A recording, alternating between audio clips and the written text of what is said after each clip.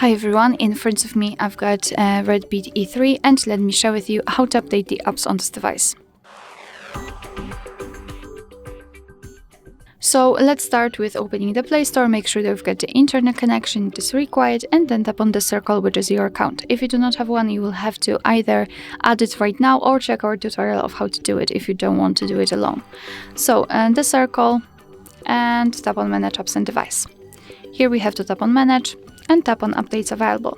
And here we've got the list of apps which can be updated. Of course, you can mark all of them. If not, you can just choose specific options.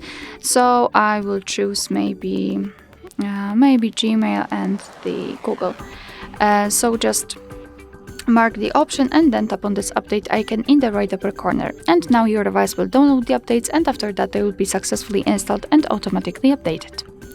Alright, so that will be all. Thank you so much for watching. I hope that this video was helpful, and if it was, please hit the subscribe button and leave the thumbs up.